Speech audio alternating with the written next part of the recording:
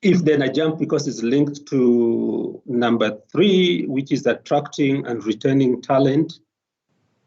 Again, if there's talent in industry, I know many years ago, some universities in the country, especially in my field, engineering, came up with what is then called scarce skills allowance to attract, because I mentioned also in my bullet 2 on challenges they pull from industry. So yes, you want to have them on campus or in your employment, but again, to train them, you need to do more than just attracting them.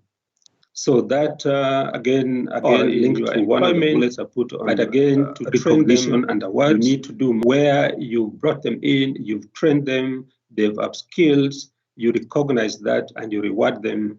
And if there's if a staff member has got an offer, maybe they want to leave to assist the institution or back to industry, then you sit down and see what it is that can be done to retain them in the system.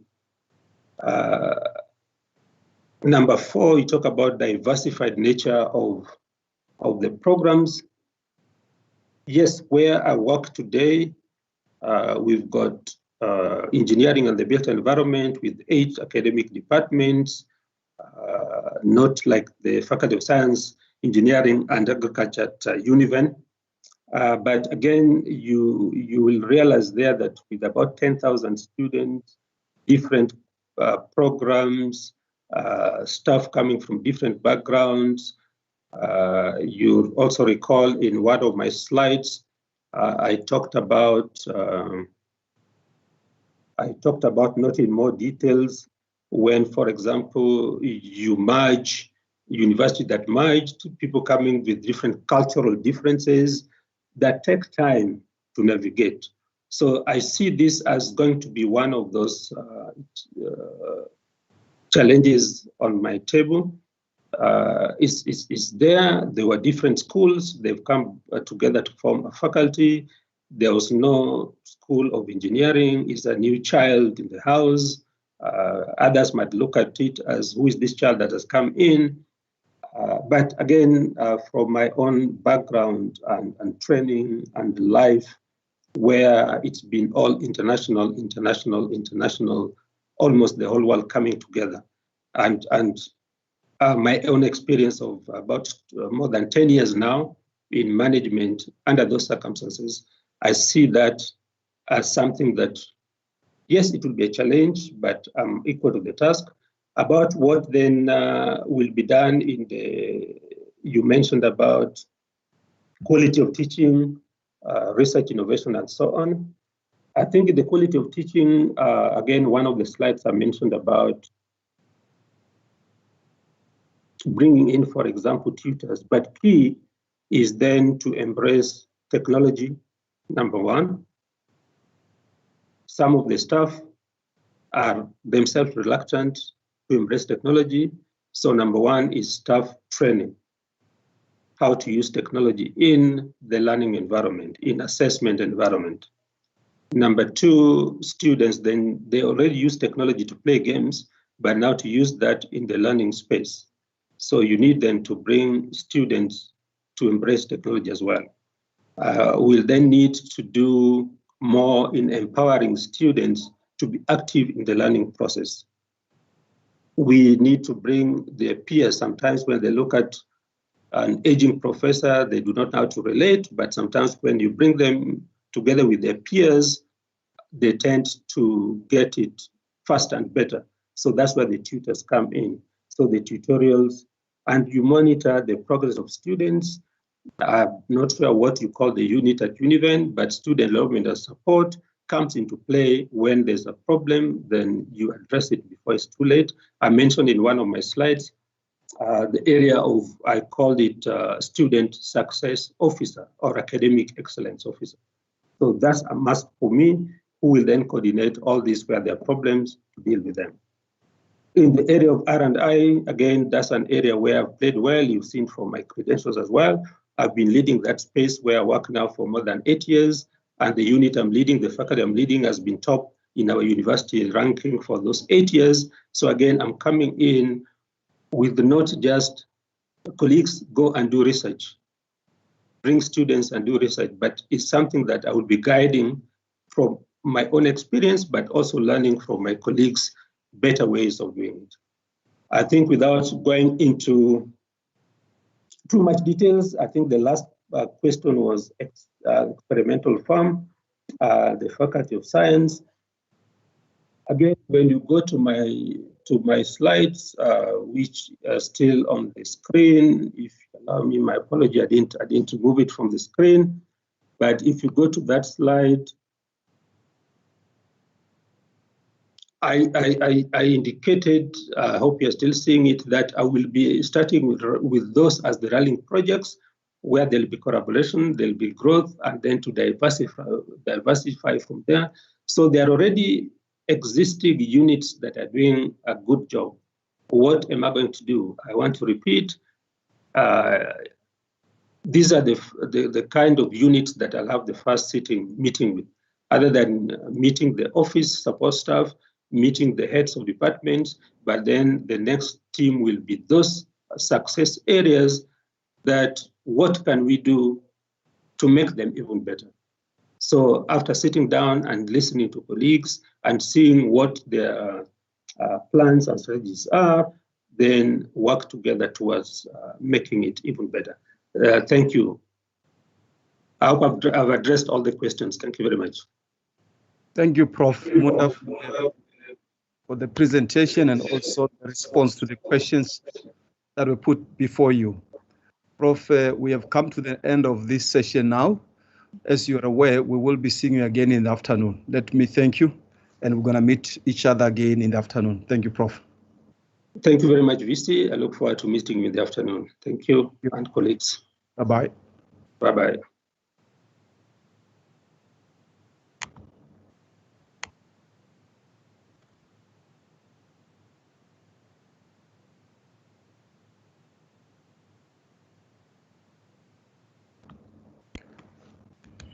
Let me check with the panel. Do you feel okay to proceed, or you want to take a short break? Let me check with Prof. Baruthram. So I think we should continue and have a little break before the interviews. Thank you. Thank you so much. Let's proceed.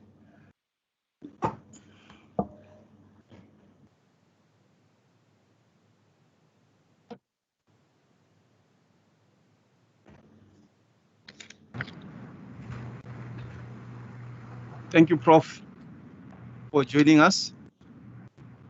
Prof, I'm going to give you about 15 minutes or so, of which you'll have to make your presentation. And there will be about 10 minutes that we set aside for questions. That will be coming from the faculty board, also from the school. And those questions will be read to you by the director. Prof, just for your noting, you know, as part of the panel here, we got a panel which is comprised of 3 external members. One being Professor Baruthram, who was a DVC at University of the Western Cape. Also, Professor Sibara, who was also the DVC at the University of Limpopo. And then also a member of council, Dr. Reneth Mbele. And the rest of the members are internal members, as you're aware. Thank you, Prof. Let me give you this opportunity to do your presentation. Over to you. Thank you very much, VC, and thank you to management for giving me this opportunity. And let me just get can everybody see my presentation? Yes, we can see it, Prof. Thank you very much, VC. The topic that we were given is to state on how will I position the Faculty of Science, Engineering and Agriculture to achieve the objectives of the Univen 2021 to 2025 strategic plan, if I were given the position of executive dean. In order to do that, we have to look at the strategic planning framework that was approved by Council in 2021, which got 4 specific strategic thrusts. And in these strategic thrusts, there are specific strategic objectives that must all be achieved through a new operating model and organizational structure. Now, it's very important to realize that these thrusts cannot work independently, and all of them are interlinked. We have to then look at how they impact the Univen vision to become a university leading in engaged scholarship, impact the mission of the university to produce graduates that are locally relevant and globally competitive. All of this is necessary to position the University of Venda for impact and relevance. And there are core values that is part of this. And those core values are quality, excellence, accountability, integrity, transparency, respect, diversity, our social responsibility, and our environmental stewardship. Now, to pursue scholarship in research engagement, curriculum, and instructional approach, it will be very important to prepare a 5-year faculty strategic plan in line with Univen strategic plan. So we have to choose the best practices that has worked for the 3 schools that comes together now and move forward with them and then improve others. We also have to come up with internal and external review processes that's in line with HEQF criteria for all the qualifications that we have in the new faculty. And we have to synchronize them that they go together every 3 years and be done as review processes. We need to look at how we can improve the comprehensiveness of qualification that is offered in the faculty and bring in entrepreneurship and short courses that we can give to the student body as well as to outside community. We need to use our resources efficiently and effectively to produce students and knowledge of high value and relevance to local, regional, and global society.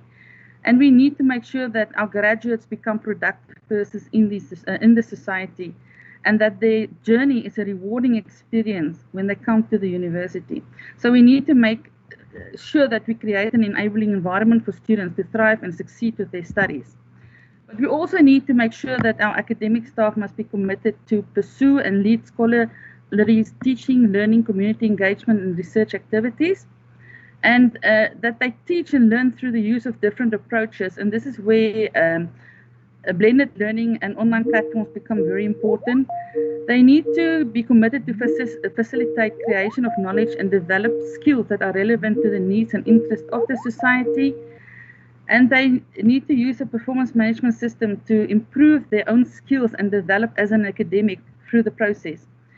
It's very important that they belong to professional bodies and have membership, and that we encourage them and help them to finish their doctoral degrees and help to transform the curriculum to include local traditional knowledge together with global knowledge, so that we can get to critical thinkings and problem solutions. Now, it's also important to look at the students' success rate, throughput rate, and graduation rate. So we have to look at the first entering group and make sure that we have senior academics that's involved in the teaching and the mentoring. We also have to improve the percentage of students completing within a stipulated regulation time, that they don't all use the N+2 rule as a fallback, but that we really improve the output. We also need to increase the number of students who graduate in a particular year. We must make sure that when the graduates leave the faculty, that they have the following attributes: that they have intellectual rigor and commitment to excellence with a broad understanding of other disciplines and don't have tunnel vision. We need to make sure that they identify innovative and entrepreneurial opportunities, and they identify those. They are able to communicate information eloquently, effectively, and appropriately.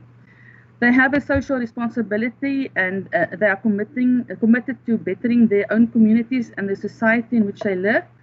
That they are independent, creative, and critical thinkers that can apply their knowledge and skills, and they are ethically practiced, and commitment to sustainability is something that is in the outcome. What is important is also we need to look at the supervision that must improve in the faculty, and this is where it's very important to look at novice academics and make training and mentoring a priority. We need to make sure that if we have masters and PhD students, that the main supervisor have a scholarly track record, especially with first author publications. We must make sure that there is a memorandum of understanding between the student and the supervisor, and that is a priority, so that both of them know their responsibilities, their roles, what is expected, and how often they have meetings. And then the research projects that we are giving to masters and doctoral students must be publishable. But in order to do that, we must create a learning and research environment that is welcoming to both students and staff members. So we need to address the demoralization of academics and researchers, look at their workloads and the shortage of teaching staff, and improve the non-conducive environment for research by working with other sectors. It's very important that we establish also research labs that is specific to well-defined niche areas, create centers of excellence and technology stations so that they can boost training of undergraduate and postgraduate research and innovation. And it's very important to look at that they become self-sustainable, self-funded, and keep being viable. We need to appoint champions in research areas, and this is where we look at research professors and strong senior researchers with good track records, and they will lead research and innovation activities in the faculty. It's very important to appoint scholarly senior professors to assist us in postgraduate supervision, to improve the publications, and mentor novice researchers and promote inter and multidisciplinary research activities. We need to appoint more postdoctoral fellows to work in our centers of excellence and technology stations. And we need to grow the NRF-rated researchers. So far, the 3 combined schools consist of 16 out of the 27 NRF-rated scientists in the university. That's 59%. But we have to concentrate now more on getting female-rated scientists as well in this group. We need to look at programs like the Future Professor Program and the NGAP program to build capacity in the faculty and increase young South African academics into the higher education, and then appoint good mentors in the faculty to help them grow through this process. It's very important for me to prioritize a dedicated program for women in science and make sure that they become good academics and researchers. At the moment, we only have 1 research professor in the faculty, and the output that we're getting from the research professor is seriously important, and that's why it's important to also look at appointing more research professors. Increase the number of masters and doctoral enrollments and graduates in faculty under scholarly senior academics so that we can have accredited outputs and assist in getting good funding for these students. We cannot move forward if we don't make digital transformation front row in our new strategic plan. And we need to have proper IT technicians to run these services in the faculty. And just a few examples where we need IT is in bioinformatics, modeling studies, computational software for maths and stats, our GIS studies, simulation studies, virtual experiments, and robotics and drones that we can use. It's also important to encourage the staff and postgraduate students that they participate in international, regional, and national conferences, seminars, and workshops, because not only it's exposure for them, it's also good publicity for the faculty and the university.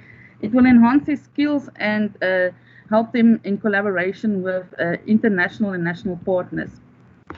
We must make sure in the faculty that the research projects are globally relevant, they are flexible, and they are interdisciplinary and multidisciplinary. And thereby we have to encourage linkages and networking relationships, looking at the Millennium Development Goals and National Development Plan, to have linkages with SADC, the African Union, BRICS, and EU institutions. We need to assist in enhancing the Univen profile and competitiveness, and this is where we can advertise the faculty academics and the faculty researchers' strengths and areas of expertise as widely as possible, because we have excellent academics and researchers in the faculty. We can use radio department of communications at Univen as also different science platforms. And the research needs to be disseminated, and this we can encourage through open access to science and research, where we follow the NRF model. International exchange partnerships should be pursued and encouraged.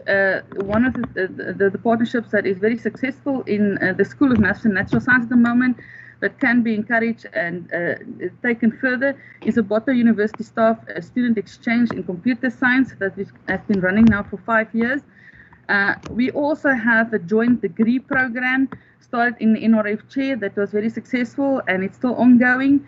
And we can take this model and also improve it in other degrees in the faculty. We have here the model that was a joint degree between the university in France and the University of Venda. And then as we look at the entrepreneurial university, Univen has to respond to the social and economic needs of the society. And it has to contribute to national economic growth and local development in the short and long term.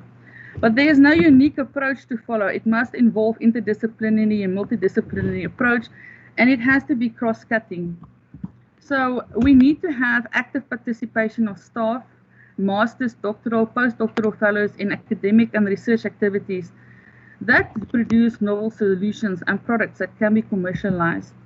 We need to develop joint research projects with government departments, private and non-governmental organizations, different professional associations, institutions, industry, alumni, and it must be that there's mutual benefit for all the parties involved, where the students and staff gain experience and expertise that is associated with entrepreneurial activities, and the community and business sectors must benefit socially and economically from the research. It's important that in the faculty we invite international visiting entrepreneur professors and business sectors representatives, not only to assist in lectures and training workshops, but also to assist in helping enhancing the curriculum and research activities within the faculty. Different entrepreneurial ventures that we can look into is the university town concept known to Yando, the integrated and spatial development planning, local economic development planning. And just from our faculty, we will be able to create first-stream income opportunities from the research and through the staff experience. And we're looking here at indigenous knowledge, water quality assessment and treatment, alien vegetation removal and agricultural techniques, looking specifically at irrigation systems, catchment dynamics expertise, fish farming, rainwater harvesting technologies, just to name a few. And we can really actively, from our faculty, participate in initiatives like the Vembi Biosphere Reserve, Nwanedi Agri-Hub, and Masino Mokaro Special Economic Zone. And I want to thank you very much for giving me this opportunity.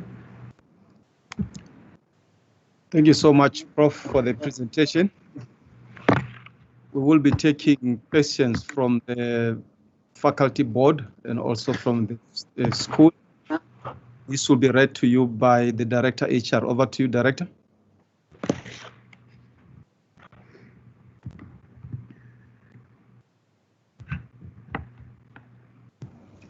Thank you, VC. Good morning, Prof. Good morning. How are you? I'm fine, and you? I'm well, thanks. There are many questions that came through, but I'm only allowed 4. So I'm going to ask you 4, if you can note them down, please. Question number 1. The experimental farm is a critical component for agricultural research projects for both students and staff. How would you ensure that this resource is up to standard for conducting high-tech field research studies? Okay. Question number 2. The government recognizes the need of expatriate staff and has put in place issuance of critical skills visas. How can you use this window to fill the gaps where such skills are lacking? And linked to that is, what changes are you going to make? Okay. Question number 3. The bureaucracy at Univen is by many academics experienced as crippling to their academic activities. What will you do to improve this situation? Okay. I didn't hear the last question because it's coming and going. Can you just repeat the last question, please? Okay, it's a bit long. The last question is a bit long, and it's so I'm still reading. I'll go back to the first part. It says, considering the diversified nature of disciplines in the faculty, what will be your strategy towards pulling everyone together towards common goals, underpinned by quality teaching and learning, research and innovation, and internationalization of curriculum? What could specific goals or ideas that encompass all your key objectives about the running of the Faculty of Science, Engineering and Agriculture be? Thank you very much. Thank you. If I have to start with the first question about the experimental farm, it is a critical question and a very important question. So what needs to be done is to first look at what has been delivered up to now and what is the problems, and then come up with a specific strategic plan to improve the use of the farm for training and research activities. It's important to also look at the resources needed and the upkeep of the facilities, because at the end of the day, you want the farm to become self-sustainable and have self-funded, so that they can do more research and more training.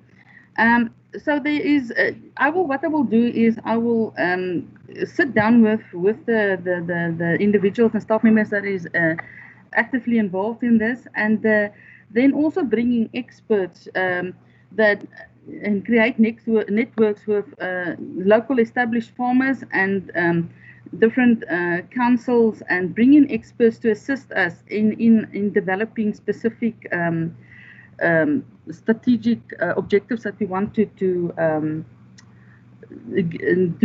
in this farm in the next 5 years, and how we want to involve this in the curriculum, in the training and the research.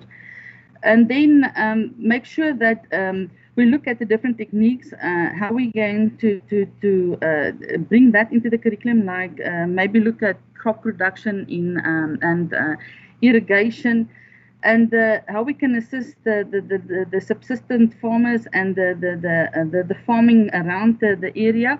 So we will see at what techniques are working and what hasn't worked so far, and see how from the experts that we bring in and the local farmers, what techniques we can improve and how we can improve it. Because this is not something that only one or two people can do. It has to be done in a collaborative system, and to improve the farm and make sure that not only do we produce different outcomes, but that we also have successful outcomes in this.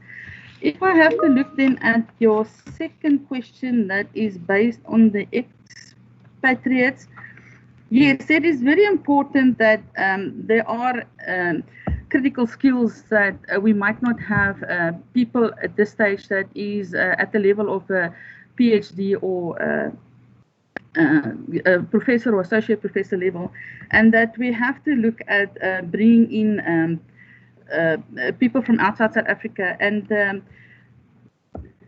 if we want the success of a program, then we need critical skills. But with that, I must also say that we need to take in cognizance that it is very important that we look at the development of South African skills as well, South African academics. And it's very important to make sure that if we appoint somebody from outside South Africa and they come into a position, that they are mentoring and they are training to develop South African skills and South Africa members of the academic world, so that they can become the skilled persons, and we can then grow the timber in South Africa and have the skills here. It is then also important to make sure that we have a good networks and good links in order to create this capacity development, that that we bring in, especially females and young black academics, that we can train under this specific person's mentoring, and develop those skills in the department. It is then also important to make sure that there is a successive program running to train these young academics. The third question on the bureaucracy at Univen, yes, but the bureaucracy can be improved. And this is a part of the new strategic plan, is to make sure that the operation systems in the university do improve, and that people change and take responsibility for their duties. So it is imperative that the heads of these departments and even in our faculty have targeted intervention that and they look at specific problems and then target those and improve them. If we look at the fact that we have transparency, integrity, respect, and all those important qualifications for the new strategic plan, I think the transformation is busy happening, and we have to look at that. And that is not only the faculties that improve, but also all the operations systems that is there to assist the faculty in moving forward. Your last question is the question about the diversity in the faculty and how I will pull all together in teaching and learning and research and intervention. Now, this is very important that if we look at the different disciplines, look at what we're offering, and also look at what the different qualifications are. See where there's overlaps and see how we can remove duplication of modules and duplication of certain overlaps, and make sure that we are not separate as we were at schools, but become one faculty, and see where we can enhance the curriculum to make it more inclusive for the faculty. And also make sure that the comprehensiveness in our faculty still remains, because it is important to maintain that, because that is what makes us unique as a faculty as well. So specific ideas is to take what is successful and make sure that it stays successful, and make sure that the staff members that is associated with those programs are adequately trained, they are adequately resourced, and they have all the things that they need to make sure that we stay on par with the success rate. If there are curriculum or programs that is not successful, see what is the problems, and see, have real introspective discussions about this, and see, do we want to keep it, and is it worthwhile to keep it, by looking at what is needed and what is relevant in the society, in the region, in the national context. And if we feel that something is relevant and we want to keep it, then see what kind of measurements and interventions we can put in place in making it more successful and helping it grow, but making sure that we have specific targets and that we meet those targets. That is not just a sort of a dream and keep something that is not doing anything positive for the faculty or the university, but make sure that we have targeted interventions. If it's staff that we need, make sure that we get those staff. If it's resources, make sure that we get those resources, and see that we remove all the obstacles, and make sure then that we have a common goal and common objective to move forward with that. I think that is the 4 questions that I've answered. If there's anything else, thank you, DC. Thank you so much, Prof, for the presentation and also the response to the questions that we put before you. Thank you for those. We have come to the end of the session here. As you are aware, we will be meeting in the afternoon for a face-to-face interview. Thank you so much, Prof. We'll see you later. It's a pleasure. Thanks very much. Bye-bye. Thank you.